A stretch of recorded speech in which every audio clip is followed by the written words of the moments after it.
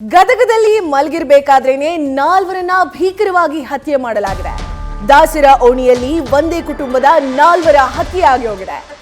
ನಗರಸಭೆ ಉಪಾಧ್ಯಕ್ಷೆ ಪುತ್ರ ಸೇರಿ 4 ಜನರನ್ನ ಕೊಲೆ ಮಾಡಿರುವಂಥದ್ದು. ಉಪಾಧ್ಯಕ್ಷೆ ಸುನಂದ ಬಾಕಳೆ ಪುತ್ರ ಕಾರ್ತಿಕ್ ಅನ್ನೋರ ಸಾವಾಗಿದೆ. ಕೊಲೆ ಮಾಡಿ ದುಷ್ಕರ್ಮಿಗಳು ಪಾರಾಗಿದ್ದಾರೆ ಅನ್ನೋ ಮಾಹಿತಿ ಲಭ್ಯವಾಗ್ತಾ ಇದೆ. ಕೋಣೆಯಲ್ಲಿ ಮಲಗಿದ್ದ ಪತಿ, ಪತ್ನಿ ಹಾಗೆ ಮಗಳನ್ನ ಕೊಲೆ ಮಾಡಿರುವಂಥದ್ದು. ಸದ್ಯ ಘಟನಾ ಸ್ಥಳಕ್ಕೆ ಪೊಲೀಸರು ಆಗಮಿಸಿ ಪರಿಶೀಲನೆ ನಡೆಸ್ತಾ ಇದ್ದಾರೆ.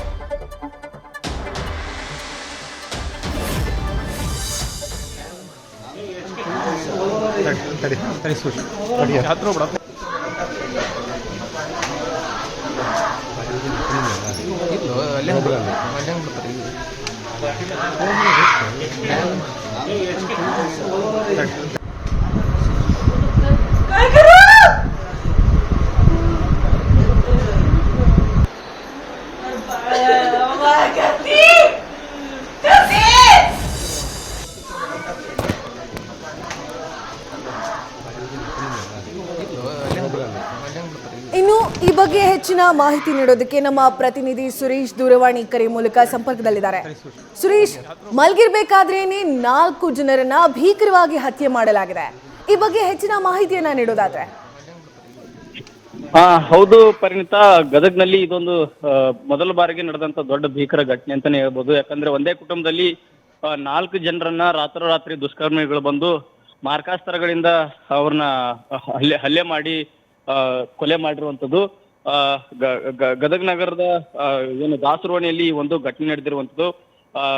ನಗರಸಭೆಯ ಉಪಾಧ್ಯಕ್ಷೆ ಸುನಂದ ಬಾಕಳೆ ಅವರ ಪುತ್ರ ಕಾರ್ತಿಕ್ ಅಂತೇಳಿ, ಜೊತೆಗೆ ಈ 17ರಂದು ಏನ್ ಪ್ರಕಾಶ್ ಬಾಕಳೆ ಅವ್ರ ಪುತ್ರ ಏನಿದಾನೆ ಕಾರ್ತಿಕ್ ಅಂತ, ಏನು ಮೃತ ಕಾರ್ತಿಕ್ ಏನಿದಾನೆ, ಆತನ 17ನೇ ತಾರೀಕಿಗೆ ಕಳೆದ 17ನೇ ತಾರೀಕಿಗೆ ಮದುವೆ ಕಾರ್ಯಕ್ರಮ ಒಂದಿತ್ತು. ಆ ಮದುವೆ ಕಾರ್ಯಕ್ರಮಕ್ಕೆ ಬೀಗರು ಕೂಡ ಬಂದಿರ್ತಾರೆ. ಆ ಬಂದಂತ ಸಂದರ್ಭದಲ್ಲಿ ಬೀಗರು ಕೂಡ 3 ಜನ ಉಳ್ಕೊಂಡಿರ್ತಾರೆ. ಈ ಅಂದ್ರೆ ಕೊಲೆ ಆದಂತ ಪರಶುರಾಮ, 55 ವರ್ಷದ ಪರಶುರಾಮ, ಮತ್ತೆ ಆತನ ಪತ್ನಿ ಲಕ್ಷ್ಮಿ ಅಂತ ಹೇಳಿ, ಮತ್ತೆ ಪುತ್ರಿ ಆಕಾಂಕ್ಷ, 16 ವರ್ಷದ ಆಕಾಂಕ್ಷ ಪುತ್ರಿ ಸೇರಿ, ಮತ್ತೆ ಕಾರ್ತಿಕ್ ಸೇರಿ 4 ಜನರನ್ನ ಹತ್ಯೆ ಮಾಡಿರುವಂತದ್ದು. ಪ್ರಮುಖವಾಗಿ ಇವರು ಏನು ಮನೆ ಮೊದಲನೇ ಮಹಡಿಯಲ್ಲಿ ಮಲಗಿರ್ತಾರೆ ಸಂದರ್ಭದಲ್ಲಿ ರಾತ್ರಿ ಸುಮಾರು 2:30 ಸುಮಾರು ಗಂಟೆ ಬಂದಂತ ದುಷ್ಕರ್ಮಿಗಳು ಅವ್ರನ್ನ ಮೇಲ್ಗಡೆ ಬಂದು ಅವ್ರನ್ನ ಹತ್ಯೆ ಮಾಡ್ತಾರೆ. ಜೊತೆಗೆ ಕೆಳಗಡೆ ಏನು ಪ್ರಕಾಶ್ ಬಾಕಳೆ ಮತ್ತೆ ಸುನಂದ ಬಾಕಳೆ ಅವ್ರೇನು ಮಲಗಿರ್ತಾರೆ, ಆ ಕೆಳಗಡೆ ಮನೆಯಲ್ಲಿ ಕೂಡ ಬಾಗಲ ಬಡಿತಾರೆ. ಅವ್ರನ್ನು ಕೊಲೆ ಮಾಡ್ಬೇಕಂತ ಹೇಳಿ ಪ್ರಯತ್ನ ಪಡ್ತಾರೇನೋ. ಆ ಬಾಕಲ ಬಡದಂತ ಸಂದರ್ಭದಲ್ಲಿ ಅವ್ರಿಗೆ ಪ್ರಕಾಶ್ ಬಾಕಳೆ ಮತ್ತೆ ಸುನಂದ ಬಾಕಳೆ ಅವರಿಗೆ ಎಚ್ಚರಾಗಿ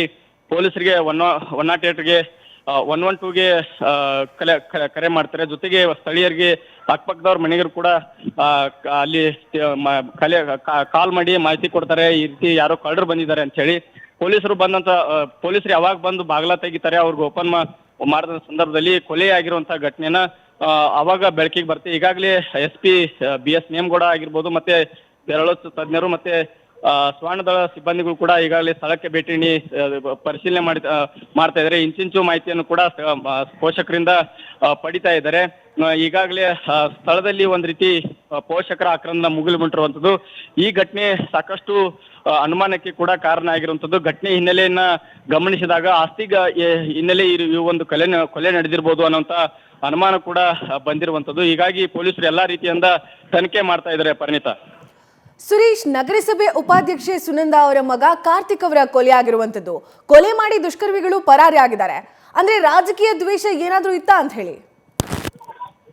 ಬಹುಶಃ ಇದು ರಾಜಕೀಯ ದ್ವೇಷ ಆಗಿರ್ಲಿಕ್ಕಿಲ್ಲ ಅನ್ಸುತ್ತೆ ಪರಿಣಿತ.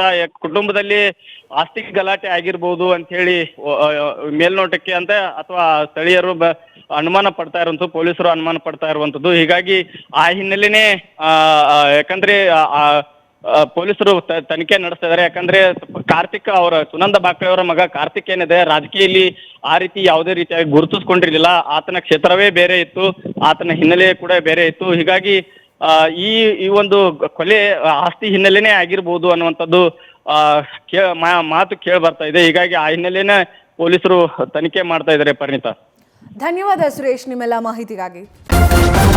ನ್ಯೂಸ್ ಫಸ್ಟ್, ನಿರ್ಭೀತಿಯಿಂದ ನಿಮ್ಮ ಪರವಾಗಿ.